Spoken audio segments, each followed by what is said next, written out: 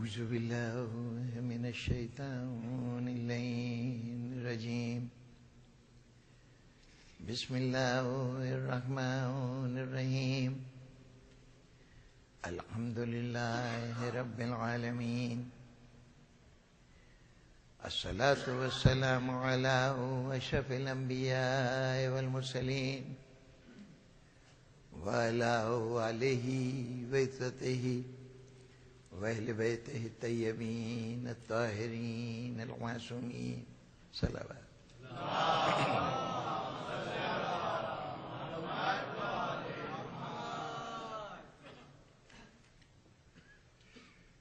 سامعین محترم،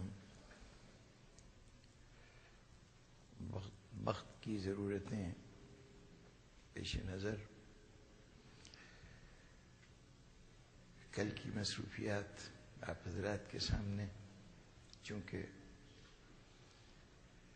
صبح سویرے سے شروع ہو جائیں گی، اس لیے آپ چاہیں گے کہ آج کی رات مختصر سی گفتگو ہو، ہر چند کے سارا بوجھ خطیب پر ہی آ پڑتا ہے، باقی حضرات تو اپنا اپنا وقت لے لیتے ہیں۔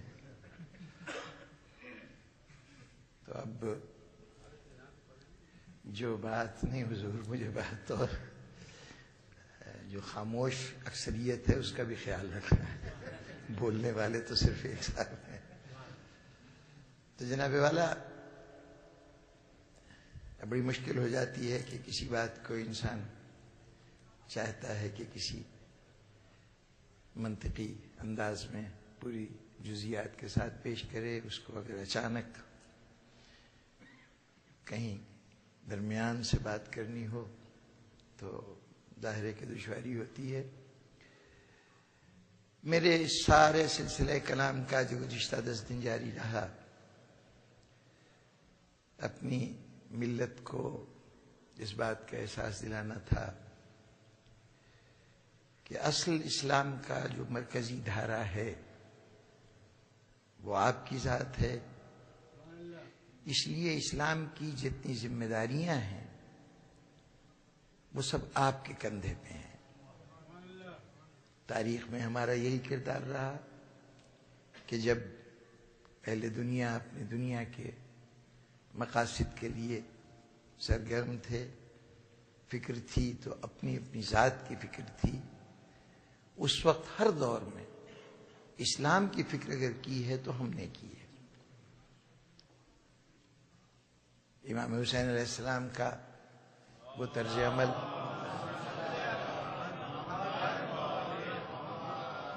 جو کربلا جاتے ہوئے اختیار کیا، اس سے پہلے ان کے والد گرامی جناب امیر المومنین کا انداز کہ دنیا جوش دلا رہی ہے، دعوت دی جا رہی ہے، پیشکش کی جا رہی ہے کہ ہم مدینے کی گلیوں کو سواروں سے بھر دیں گے، ایک مرتبہ آپ اپنے حق کے لیے اٹھیے تو صحیح۔ لیکن اس وقت جناب امیر کے نزدیک تخت اقتدار پر قبضہ کرنا اہمیت نہیں رکھتا، اسلام اہمیت رکھتا ہے۔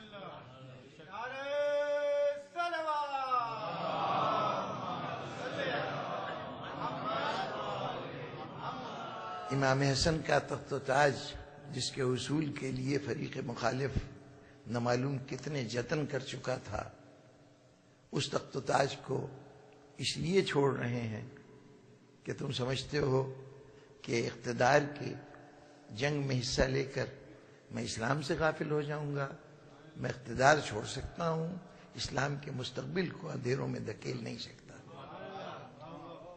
امام حسین علیہ السلام کو دنیا کی مختلف ان چیزوں سے کہ جو انسان کو کمزور کرتی ہیں ان کی طرف توجہ دلائی گئی۔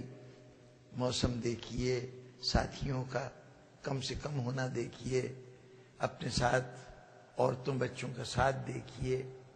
ایسی صورت میں آپ کے لیے سفر کربلا مناسب نہیں ہے۔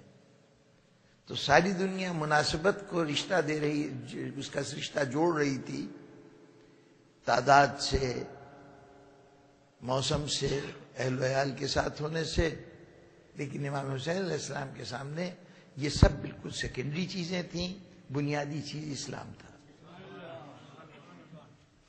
ان ائمہ کا یہی عمل پورے نظام امامت میں قائم رہا، یہی ان کے ماننے والوں کا طرز عمل تھا، اور یہی آج اس جماعت کا عمل ہونا چاہیے کہ جو اس سلسلہ اسلامی سے وابستہ ہے۔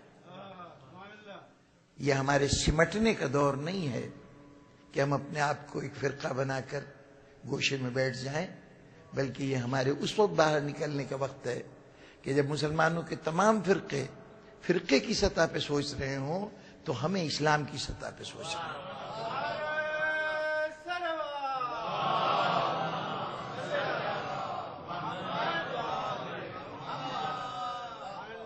اور اس سلسلے میں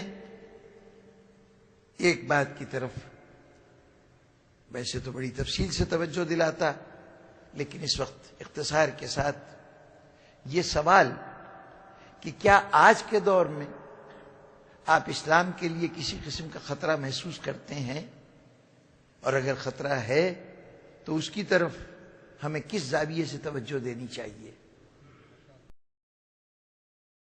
آپ کے قتل و غارت گری کے وہ واقعات نظر آئیں جس کا سامنا مسلمان کر رہے ہیں، جس کا سامنا ہم کر رہے ہیں،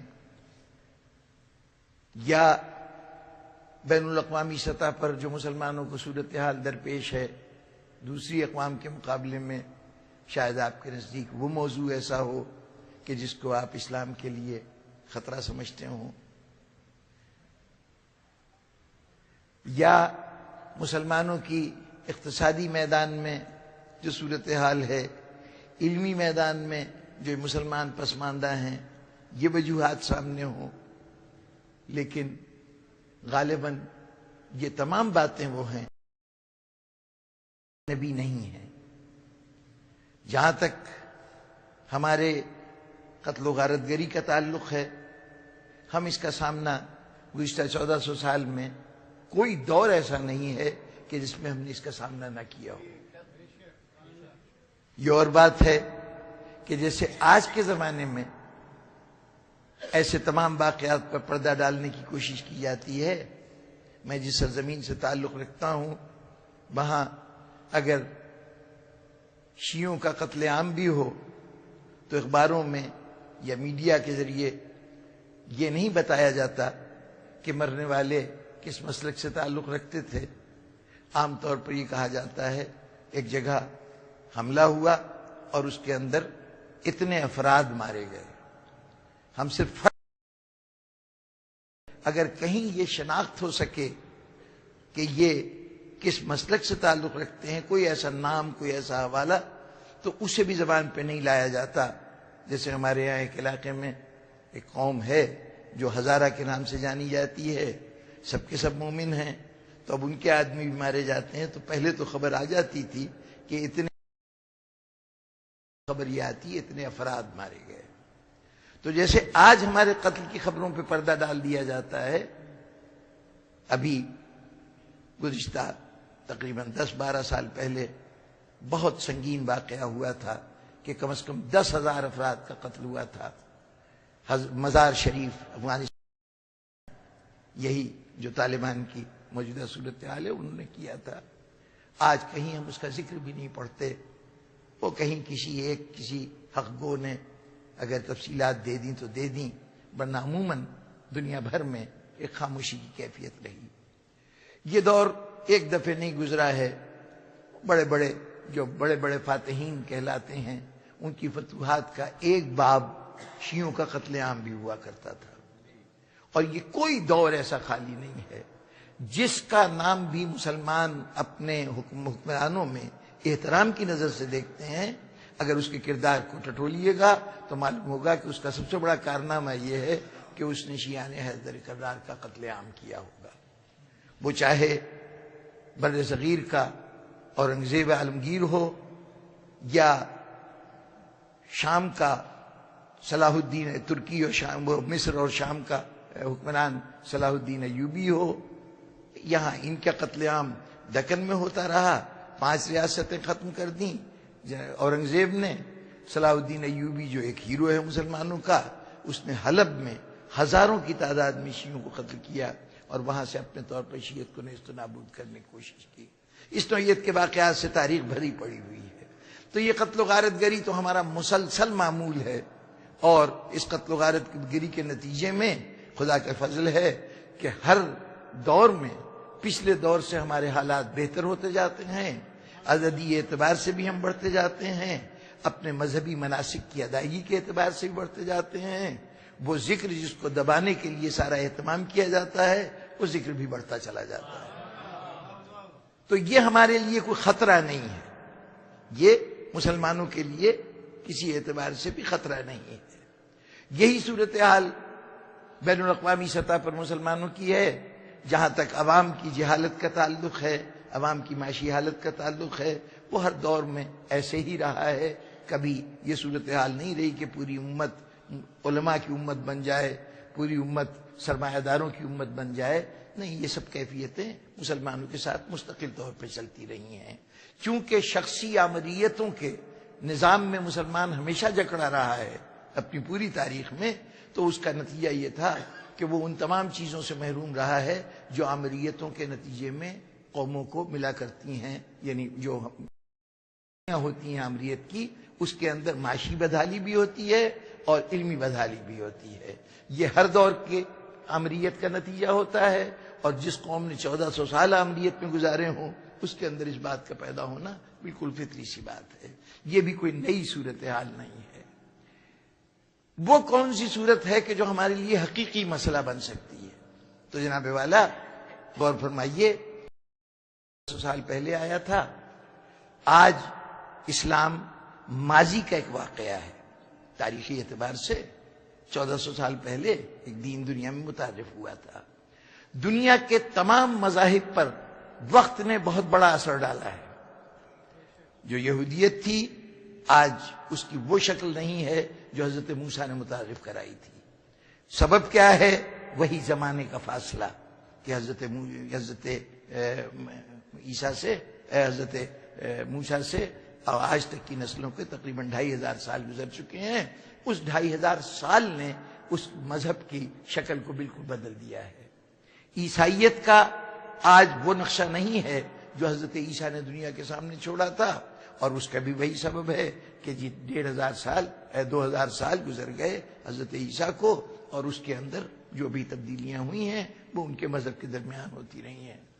ایک سینٹ پال نے جس عیسائیت کو پیش کیا وہ عیسائیت حضرت عیسیٰ کی عیسائیت سے بالکل مختلف تھی، بلکہ جو ایک شخصیت تھے جناب حضرت عیسیٰ کے رشتے میں ماموں لگتے تھے، وہ سینٹ جیمز ان کا نام تھا، وہ ان کے نزدیک عیسائیت کا مطلب یہ تھا کہ حضرت عیسیٰ صرف بکھرے ہوئے اسرائیلیوں کو جمع کرنے کے لیے آئے ہیں، ورنہ شریعت حضرت موسیٰ اسی طرح جاری رہے گی۔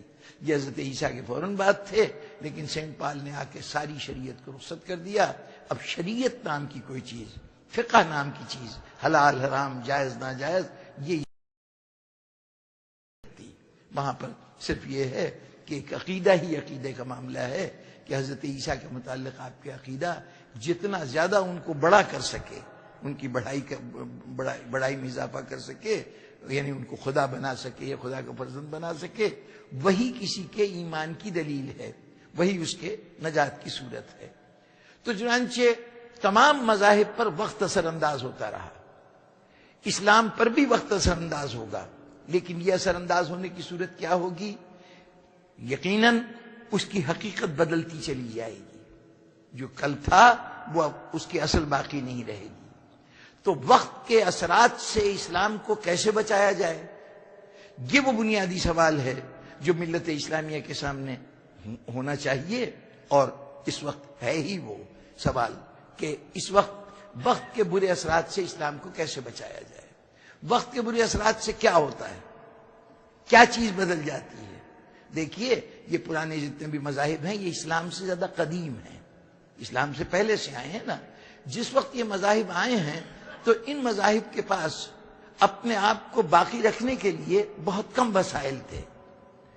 نہ کتابیں لکھی جاتی تھیں جس میں ریکارڈ کیا جا سکتا، نہ ایسے اور علمی ذرائع تھے کہ جن کے ذریعے سے ان کی کیفیت کو باقی رکھا جاتا، نہ ان کے پاس اپنے نام کو باقی رکھنے کے لیے کسی قسم کے یعنی یوں سمجھیے کہ آثار کی نوعیت کی کوئی چیز ان کے پاس موجود نہیں تھی کہ جسے چھوڑ کے جاتے اور جس کے ذریعے سے وہ حقیقت چھپنے نہ پاتی جو ان کے ساتھ اصل میں پیش آئی ہے۔ اسلام ایک ایسے دور میں آیا کہ جب انسان کی آنکھیں کھل چکی تھیں، اب انسان تاریخی دور میں داخل ہو چکا تھا۔ اب انسان کے واقعات آسانی سے چھپائے نہیں جا سکتے تھے۔ آپ یہ دیکھیے کہ دنیا میں واحد شخصیت ہیں پیغمبر صلی اللہ علیہ وآلہ وسلم کہ جن کے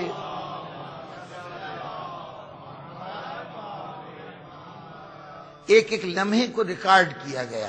وہ ریکارڈ کرنے والوں کی اپنی اپنی یوں سمجھیے کہ صلاحیت ہے، اپنی استعداد ہے، ان کے مشاہدے کی کمی ہے، زیادتی ہے کہ وہ اس ریکارڈنگ میں غلطیاں کریں، لیکن ان غلطیوں کے باوجود بھی کسی اور پیغمبر یا کسی اور دین کے بانی کی اتنی تفصیلات کہ اس کی زندگی کا ہر لمحہ، اس کے منہ سے کہی ہوئی ہر بات کو انسانیت نے کوشش کیا کہ وہ محفوظ ہو جائے۔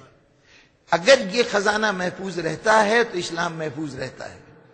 اگر یہ خزانہ حضور کے وہ جو تمام کیفیات و حالات ہیں وہ نگاہوں سے اوجر ہو جائیں تو اسلام کے وجود کو خطرہ ہے۔ اسی طرح جیسے عیسائیت کو خطرہ درپیش تھا اور وہ خطرہ حقیقت بنا، یہودیت کو جتنا پرانا مذہب ہوگا، نگاہوں سے اوجھل مذہب ہوگا، اتنا ہی زیادہ آج اس کی حقیقت کا باقی رہنا مشکل ہوگا۔ جتنا روشن حصہ ہوگا، میں نے غالباً سلسلہ تقریر میں ایک دن ضمناً کہا تھا، وضاحت طلب ہے وہ بات تفصیل چاہتی ہے، لیکن میں نے ضمناً اتنا عرض کیا تھا کہ اس سے پہلے جو مقدس کتابیں تھیں ان کی حفاظت کا اہتمام یہ ہوتا تھا کہ ایک گروہ مقرر ہو جاتا تھا کہ یہ گروہ جو ہے اس کا محافظ ہے۔ ہندوؤں کی مقدس کتابیں تھیں تو وہ مخصوص ہو گئی تھی پنڈتوں کے لیے جو سنسکرت زبان سے واقف ہوں، نہ یہ زبان عوام کی تھی نہ وہ کتاب عوام تک آتی تھی۔ اب چند ہاتھوں میں کتاب ہے، وہ اس کے محافظ قرار پائے ہیں۔ یہی حال یہودیت کے ساتھ ہوا، یہی عیسائیت کے ساتھ ہوا کہ چند کے ہاتھ میں اس کی یہ کتاب محفوظ کر دی گئی تھی۔ ان چند لوگوں نے اپنی اپنی مصلحتوں کے تحت، اپنی اپنی عقل و دانش کے تحت اس کتاب میں رد و بدل کیا، چونکہ اکثریت دنیا کی مثلا یہودیت میں صورت یہ تھی کہ چند دعائیں جن کا مانگ لینا یعنی ان کی عبادت کا حصہ بنتا تھا وہ تو عوام کو یاد کرائی گئیں، باقی جو کتابیں تھیں انبیاء کی اس سے کوئی تعلق عام پبلک کا نہیں تھا۔ اور اصل یہودیت میں عرصہ دراز سے جو اصل بائبل ہے، عہد نامہ عتیق یعنی اولڈ ٹیسٹمنٹ، وہ سارے کا سارا ہیبریو میں ہے، عبرانی زبان میں ہے، جس کا عوام سے کوئی تعلق نہیں۔ ان کتابوں کا ایسی زبان میں ہونا جس سے عوام واقف نہ ہو ویسی عوام سے دور کر دیتا تھا۔ اس کے بعد پھر ان کتابوں پر اختیار جتنا بھی تھا وہ ایک مذہبی گروہ کو تھا۔ پیغمبر اسلام صلی اللہ علیہ وآلہ وسلم نے جو قرآن مجید دنیا میں پیش کیا تو حفاظت کا ایک نیا نظام دیا۔ پہلے حفاظت ہوتا تھا حصار بنا کے، ارد گرد محافظ کھڑے کر کے، اس کو محدود جگہ پہ پابند کر کے چیز کو جس کی حفاظت کرنا چاہتے ہیں اور اس پہ کڑا پہرا بٹھا کے کہ عوام کی وہاں تک رسائی نہ ہو سکے، نقصان پہنچانے والا وہاں تک آ نہ سکے۔ پیغمبر صلی اللہ علیہ وآلہ وسلم نے پہلے دن سے اپنی کتاب کو اس طرح سے عام کیا کہ اس کتاب کہ اب اگر خود پیغمبر بھی اس میں کوئی ترمیم کرنا چاہیں تو ان کے لیے بھی ممکن نہیں ہے۔ جس نے قرآن دنیا کو دیا ہے وہ بھی اس میں رد و بدل نہیں کر سکتا، اس لیے کہ اس نے بار بار چیلنج کیا ہے قرآن ہی کی زبان میں کہ کفار سے کہا ہے کہ اگر تم سے ممکن ہو تو اس کی ایک سورہ کا جواب لے کے آؤ۔ پوری سورہ رکھی جا رہی ہے سامنے، اس کا جواب لاؤ۔ تو جواب لانے کے لیے تو بات کی بات ہے کہ کوئی جواب لائے یا نہ لائے، اس سے پہلے کم سے کم اس سورہ کو پڑھے گا تو صحیح، اس کو دیکھے گا تو صحیح۔ یہ کافروں سے کہا جا رہا تم بھی اس قرآن مجید کو پڑھ لو، کہیں اگر اس کے اندر کوئی اضافہ چھوٹا موٹا بھی ہو جائے تو تم کہہ سکو کہ جناب یہ تو کتاب وہ رہی نہیں جو رسول نے پہلے سنائی تھی۔ اب اگر کبھی کوئی یعنی اس طرح سے پیغمبر اسلام صلی اللہ علیہ وآلہ وسلم نے قرآن مجید کی حفاظت کی ہے، اوروں نے حفاظت کی تھی اس کو محدود کر کے، اس کو پابند کر کے۔ ہمارے پیغمبر نے حفاظت کی ہے اس کو عام کر کے، ہر زبانوں پہ اس طرح سے قرآن جاری ہو جائے، ہر سینے میں قرآن اس طرح سے محفوظ ہو جائے، ہر گھر میں اس کا نسخہ اس طرح سے موجود ہو کہ کبھی کہیں کوئی شخص بھی اس میں رد و بدل کی سوچ نہ سکے. تو یہ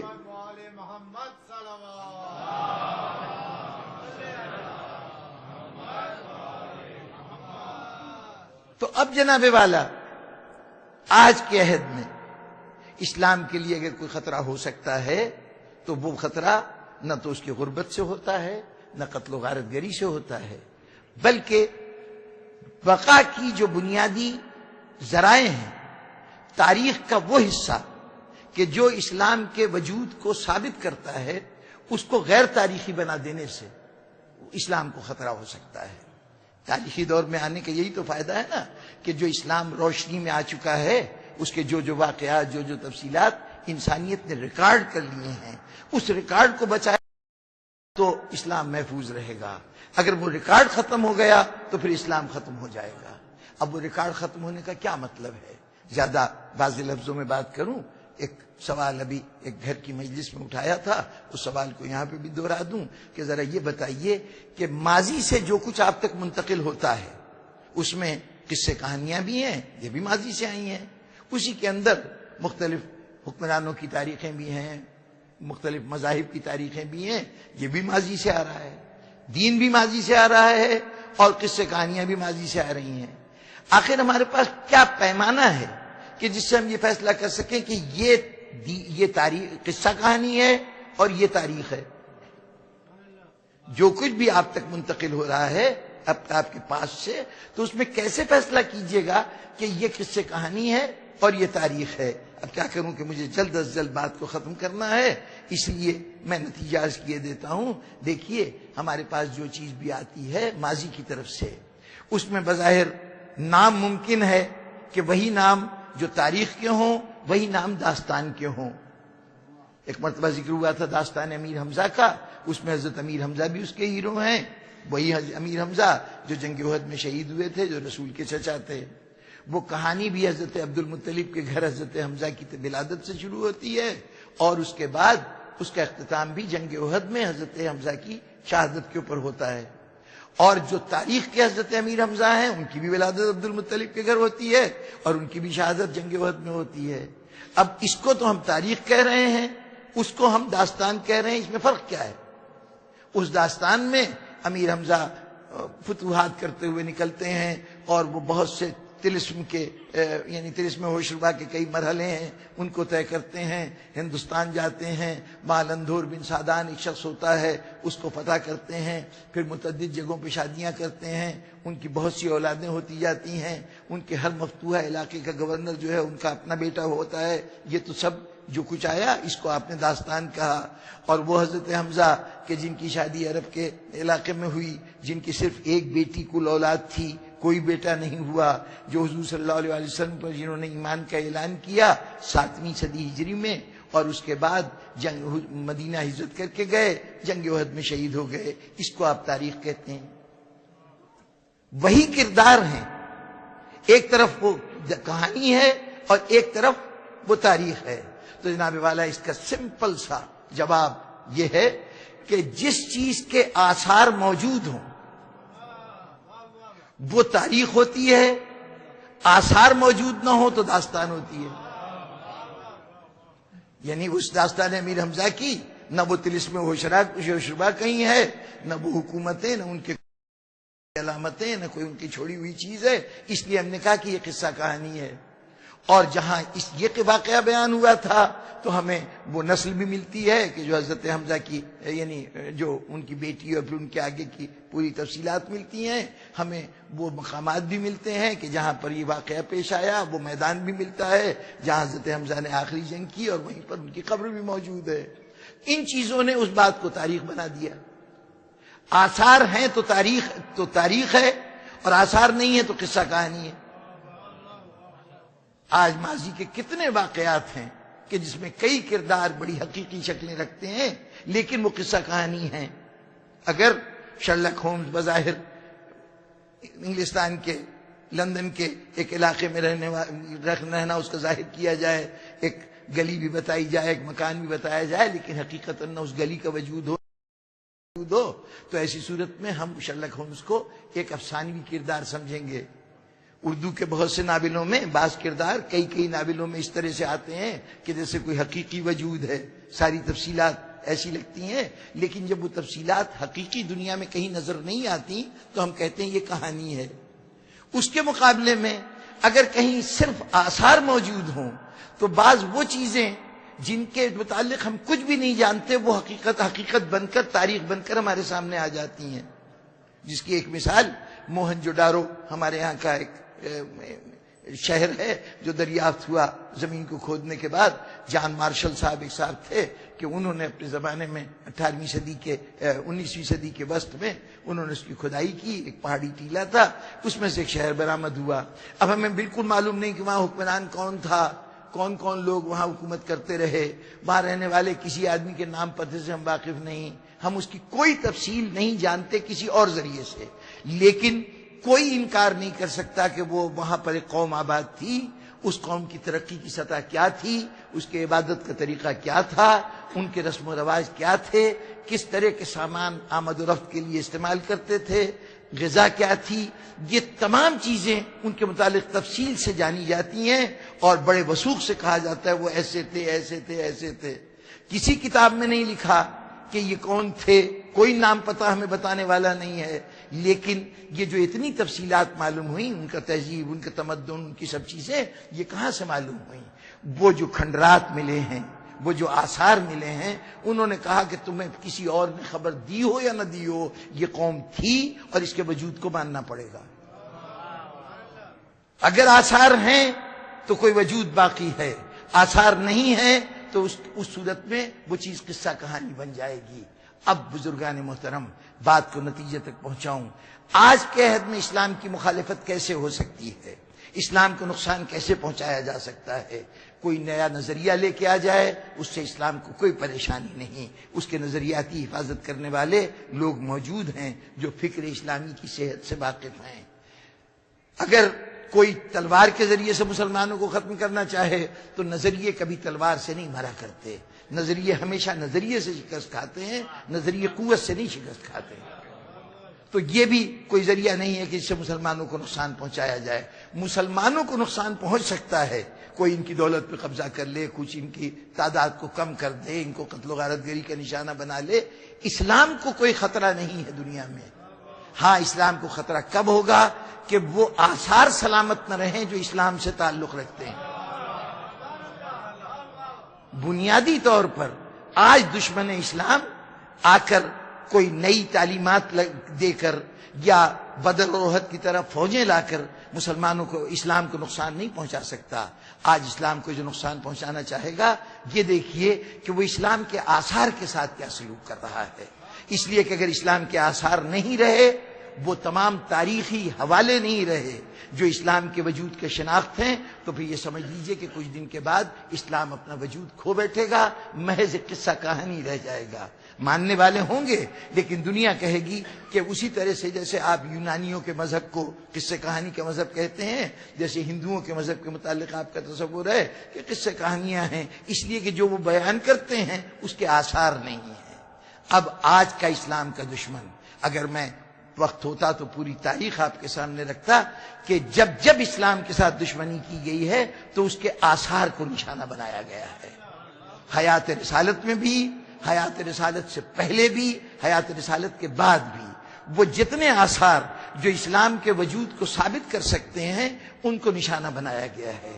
آج کے دور میں جب آپ کہیں یہ دیکھیے کہ بظاہر بڑی قیمتی عمارتیں کھڑی ہو رہی ہیں، لیکن عمارتیں ان کھنڈروں کی بنیاد پہ کھڑی ہو رہی ہیں کہ جس سے اسلام کی پہچان ہوتی تھی. تو عمارتوں کی عظمتیں نہ دیکھیے، یہ وہ تباہ ہوتے ہوئے کھنڈرات دیکھیے کہ جن کے مٹ جانے سے اسلام کو مٹانے کا اہتمام کیا جا رہا ہے.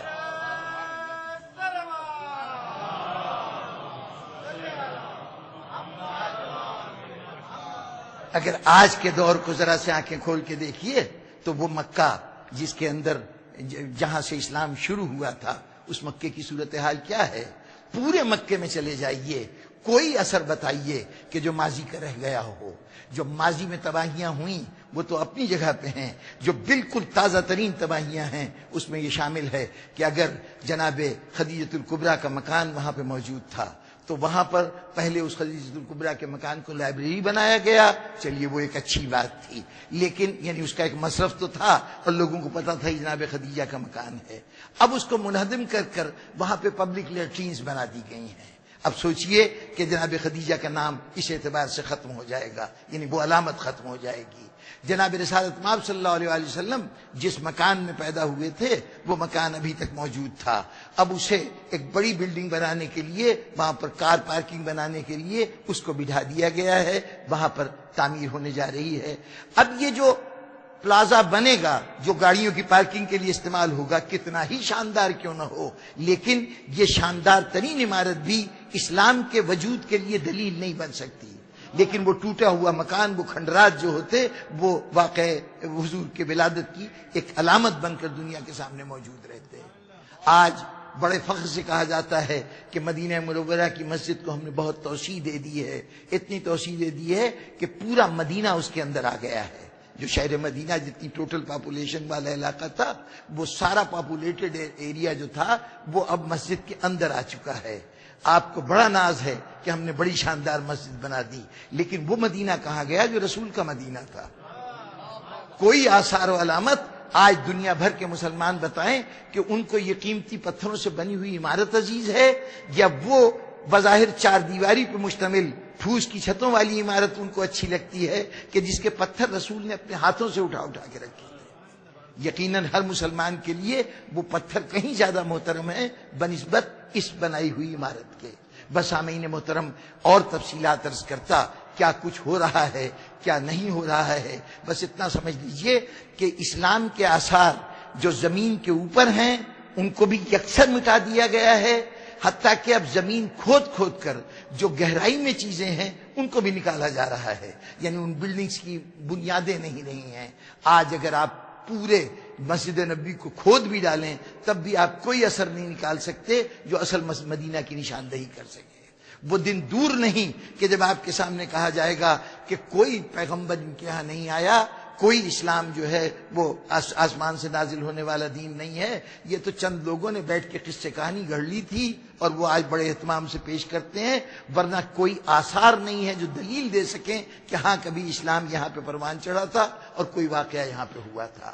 تمام تاریخ کو یکسر مٹایا جا رہا ہے. تاریخ کا مٹایا جانا حقیقت کو مٹایا جانا ہوتا ہے. جو تاریخ کے آثار کو مٹاتا ہے وہ حقیقت کو مٹاتا ہے. اور اس مرحلے پر ہماری کیا ذمہ داری ہے؟ ہماری ذمہ داری ہے کہ ان مٹتے ہوئے آثار کو اگر زمین پہ مٹائے جا رہے ہیں تو اپنے دلوں میں محفوظ رکھیں, اپنے صفحات کے اوپر اپنے علم کے مطابق ان کو اس طرح سے محفوظ کر دیں کہ جب کبھی انسانیت کو موقع ملے ان آثاروں کو دوبارہ تلاش کرے اور نئے سرے سے ان کی تعمیر کرے, ان کو قائم کرے. دیکھیے آپ کے ہاں یہ اہتمام کیا گیا ہے. آج آپ سرزمین کربلا پہ جاتے ہیں تو وہاں آپ کو بہت سے چھوٹی چھوٹی جزیات کے علامتیں ملتی ہیں. یہ وہ مقام تھا جہاں حضرت عباس کے بازو کٹے تھے.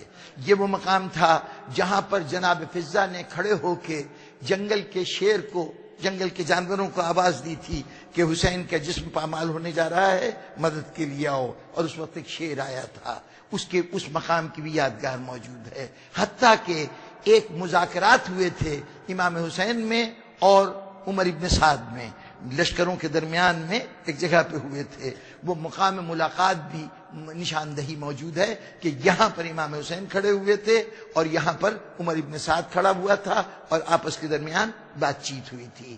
جتنے واقعات ہیں, حضرت علی اصغر اس مقام پر ان کو تیر لگا تھا, حضرت علی اکبر اس جگہ گھوڑے سے گرے تھے. یہ واقعات کہاں سے آپ تک پہنچے ہیں؟ ان مقامات کی نشاندہی کس نے کی ہے؟ یہ وہ لوگ تھے جن کی ذمہ داری اسلام کی حفاظت کرنا تھا. امام جعفر صادق علیہ السلام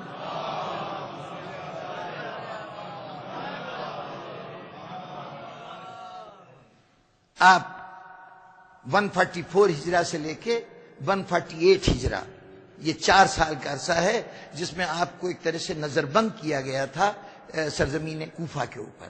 یعنی کوفہ میں بلا کے منصور درانی کی عباسیوں کا دوسرا بادشاہ تھا، اس نے یعنی آپ کو مدینے سے بلا کے کہتا تھا کہ میرے پاس رہیں، میں چاہتا ہوں کہ آپ سے مشورہ لوں۔ یہ مشورے کی بات تو برائے نام تھی، صرف مقصد یہ تھا کہ میری نگاہوں کے سامنے رہیں، اس لیے کہ اہل بیت کے نام پر حکومت حاصل کرنے والے ان کو ہر وقت یہ خطرہ رہتا تھا کہ کہیں اصل اہل بیت کی طرف انسانیت کی توجہ نہ ہو جائے۔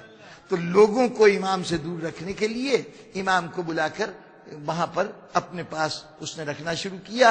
امام نے اس موقع کو کئی حوالوں سے استعمال کیا، وہاں پہ علم کے فروغ کا باعث بنے، مسجد کوفہ آپ کی درسگاہ بن گیا، اور اس کے ساتھ ساتھ جو بڑا کام کیا وہ یعنی جو اسلام کی حفاظت کے سلسلے کا کام تھا، وہ دین کا بچانا، تعلیم پہنچانا بھی اسلام ہی کے لیے تھا، لیکن جس کام کی خصوصی اہمیت تھی وہ یہ کہ اپنے اصحاب کو لے کے جاتے تھے۔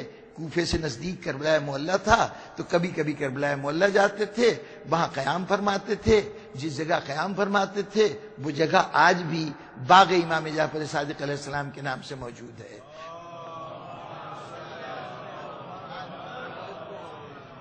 اور وہاں پر وہ ایک ایک جگہ کی نشاندہی کرتے تھے، یہ جگہ ہے جہاں ہمارے چچا کے بازو کٹے تھے، یہ جگہ ہے جہاں ہمارا ایک جوان علی اکبر گھوڑے سے گرا تھا، یہ جگہ ہے جہاں حضرت علی اصغر شہید ہوئے تھے۔ اس طرح ایک ایک مقام کی نشاندہی کی ہے۔ آج جتنے آثار ہیں یہ امام کے بتائے ہوئے ہیں۔ کیا ضرورت ہے ان آثار کے بتانے کی؟ امام جانتے ہیں آثار بچے رہیں گے تو دین بچا رہے گا، آثار بچے رہیں گے تو کربلا محفوظ رہے گا۔ تو اب ہماری ذمہ داری بنتی ہے کہ 1400 سال کے بعد اب جب زمانہ بھلانے پہ تلا ہوا ہے، آثار کو مٹانے پہ تلا ہوا ہے، شاید کسی زمانے میں شبیہوں کی ضرورت اتنی زیادہ نہ رہی ہو جتنی آج ضرورت ہے۔ یہ شبیہیں نہیں ہیں، یہ آثار کو محفوظ کرنے کی صورتیں ہیں۔ وہ جھولا اس جھولے کو کے وجود کو کنفرم کرتا ہے جو کربلا کے اندر جلا دیا گیا تھا۔ وہ تابوت جو وہاں نہیں اٹھائے گئے تھے یہ اس بات کی نشاندہی کرتے ہیں کہ جو جنازے وہاں نہیں اٹھائے گئے تھے آج ان کو یہ لوگ اٹھا رہے ہیں۔ آپ غور فرمائیے کہ آپ کی جتنے طور طریقے ہیں، آپ کے جتنے رسومات کہہ لیجئے جو عزاداری سے متعلق صورتیں ہیں، وہ تمام صورتیں آثار کربلا کو بچانے کی صورتیں ہیں۔ یہ عزاداری پہ زور دیا گیا کہ یہ عزاداری کرتے رہو، یہ ذکر کرتے رہو، اسی لیے ہے کہ بات افسانہ نہ بننے پائے، حقیقت حقیقت رہے۔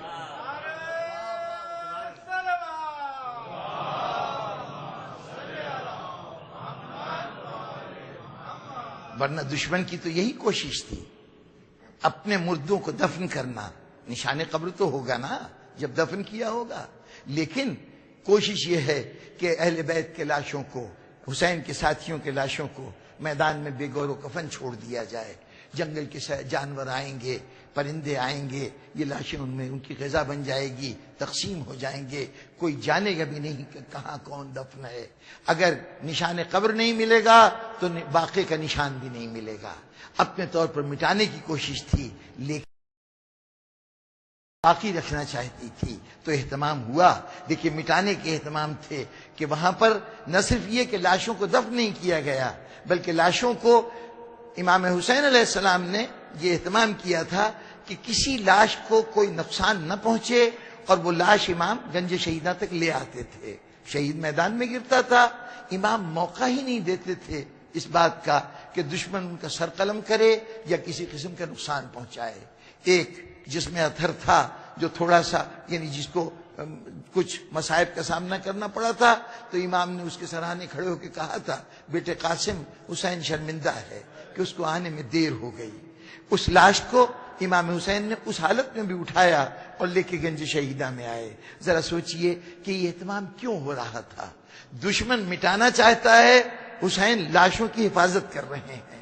یہ حفاظت اس لیے ہے کہ چاہتے یہ ہیں کہ ہمارے ذہنوں میں یہ بات بیٹھ جائے کہ ہماری شہادت کو رائگاں نہ جانے دینا، جب تک ہو سکے اس ذکر کے ثبوتوں کو سنبھال کے رکھنا، جس شکل میں بچا سکتے ہو بچانا۔ چنانچہ امام ان لاشوں کو لاتے رہے، گنج شہیدہ آباد ہوتا رہا۔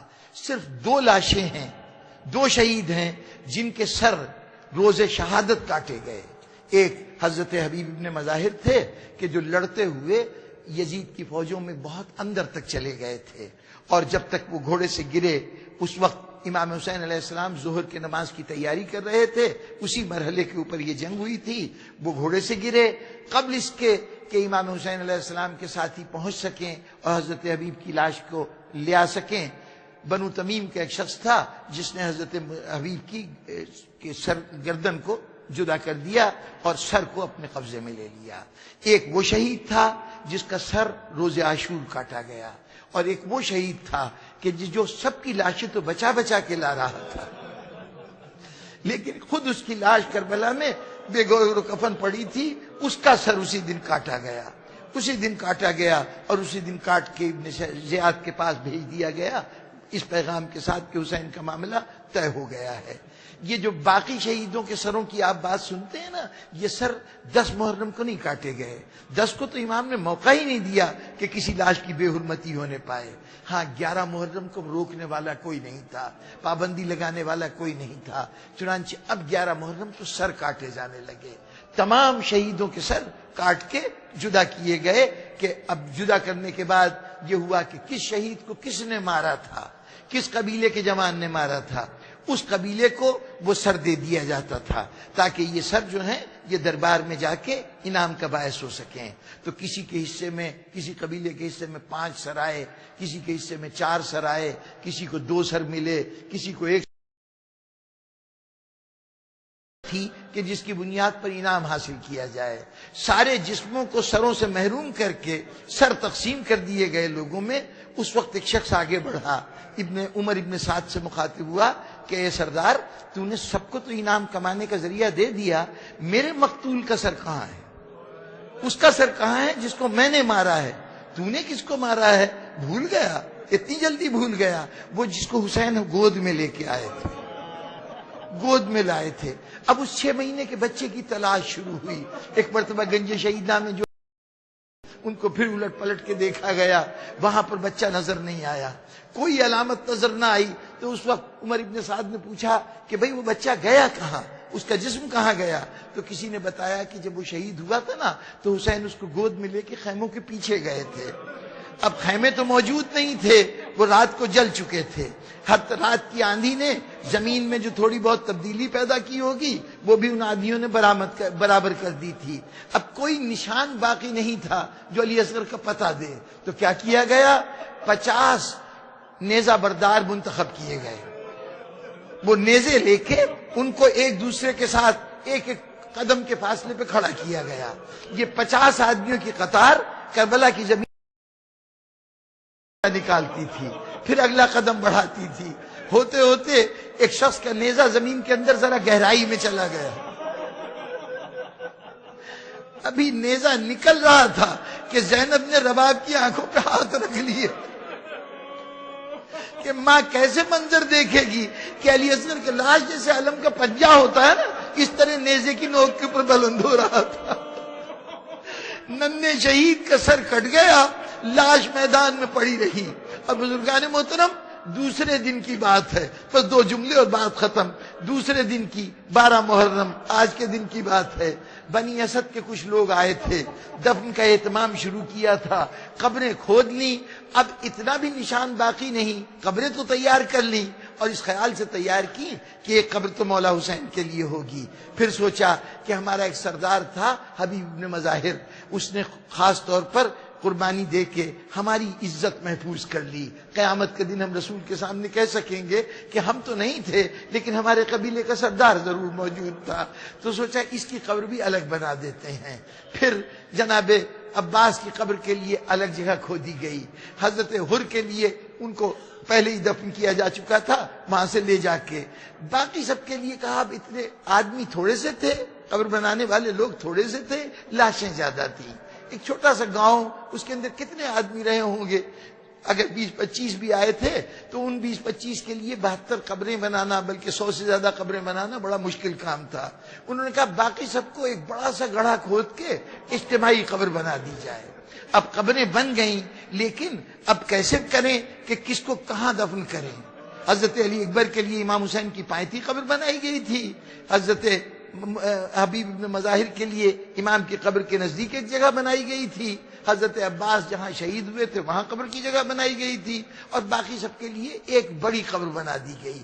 اب مسئلہ یہ ہے کہ ان کو دفن کیسے کریں، اس لیے کہ یہ پہچان نہیں ہو رہی کہ اس میں حبیب کی قبر کون سی ہے، لاش کون سی ہے، علی اکبر کی لاش کون سی ہے۔ اس لیے کہ پہچان کے لیے یا جسم پہ لباس ہوتا جسے لوٹا جا چکا ہے، یا جسم کے اوپر سر ہوتے کہ چہرہ دیکھ کے پہچانا جاتا، ان دونوں علامتوں کا وجود نہیں ہے۔ حیران کھڑے ہوئے ہیں، اتنے میں کوفے کی طرف سے گرد اڑی اور دیکھا تو ایک شخص ہتکڑیوں اور بیڑیوں میں جکڑا ہوا آ رہا ہے۔ ٹھہر جاؤ، میں زمانے کا امام تمہاری ہدایت کے لیے آ گیا ہوں، تمہاری مشکل دور کرنے کے لیے آ گیا ہوں۔ بتایا بصورت اعجاز آئے تھے، معجزے کے طور پہ آئے تھے، بتایا یہ میرے بھائی علی اکبر کی لاش ہے، یہ چچا حبیب ابن مظاہر کی لاش ہے، یہ میرے بابا کی لاش ہے۔ ایک ایک کا تعارف کرایا، لاشیں قبر میں اتاری گئیں۔ جب قبر میں اتاری گئیں اور قبر بند کرنے لگے تو ایک مرتبہ سید سجاد نے کہا ذرا 2 گھڑی ٹھہر جاؤ، 2 گھڑی میرے بابا کی قبر کو بند نہ کرنا، ذرا ٹھہر جاؤ۔ لوگ منتظر ہیں کہ کیوں روکا ہے۔ حضرت امام زین العابدین علیہ السلام وہاں گئے جہاں خیمے لگے تھے 2 راتیں پہلے، وہاں گئے، خیموں کی اس خاک میں سے کسی چیز کو اٹھایا، ہاتھ پہ لے کے آئے، جسے اٹھایا تھا قبر حسین میں داخل ہوئے، حسین کے سینے پہ رکھ دی۔ بابا یہ وہ ہے جسے آپ دفن کر کے گئے تھے، زمانے نے رہنے نہیں دیا قبر کے اندر، مولا اس کو اپنے سینے پہ سنا لیجئے، اب اس صحرا کے تنہائی میں اکیلا کہاں رہے گا، آپ کی آغوش میں قیامت تک آرام کرے گا۔